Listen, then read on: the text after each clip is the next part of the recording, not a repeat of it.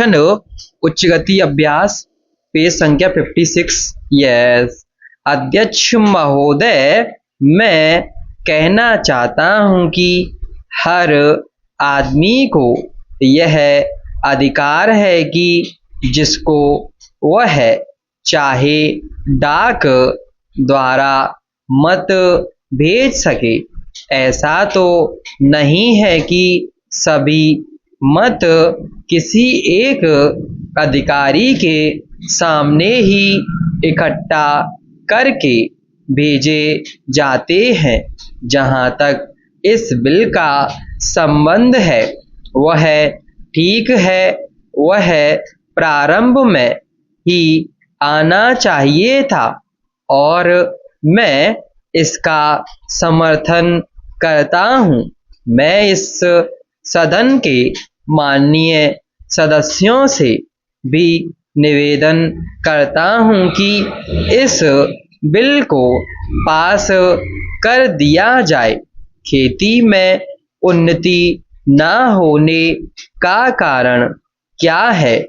उसका एक कारण यह है कि खेती से संबंधित जितने विभाग हैं उनमें आपस में समन्वय नहीं है।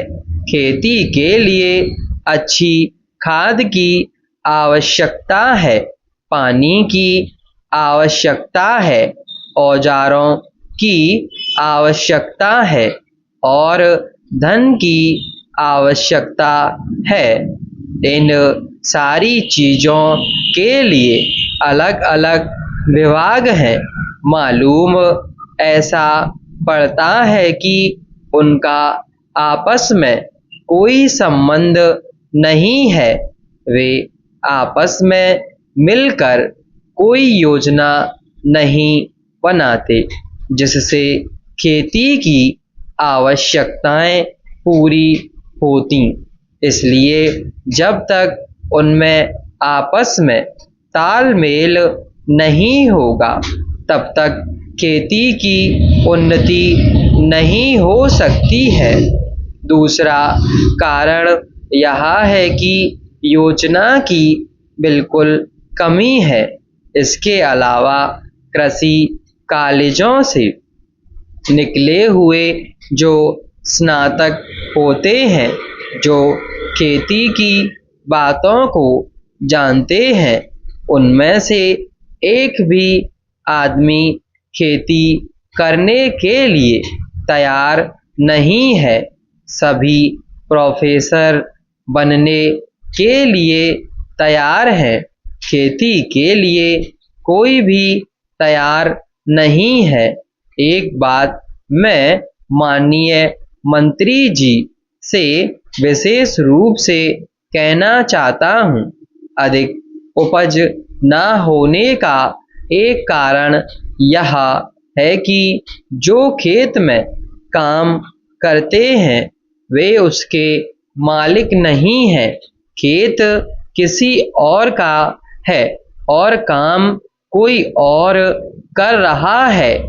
इसलिए मेरा कहना यह है कि किसानों में जब तक यह भावना पैदा नहीं होगी कि यह मेरी भूमि है तब तक अधिक उपज नहीं हो सकती है। इसके लिए आप जब तक भूमि सुधार नहीं करेंगे तब तक कोई बात बनने वाली नहीं है। दुर्भाग्य से इस देश में खेती करने वाले बहुत कम लोग ही भूमि के स्वामी हैं। पैरा खेती की उन्नति के मूल आधार हैं पानी, खाद, बीज, धन, उपज का उचित दाम और भूमि सुधार। इन सब की ओर कृषि मंत्रालय का ध्यान नहीं है। सरकार को प्रत्येक खेत को पानी और हर आदमी को काम देना सुनिश्चित करना चाहिए। स्टॉप।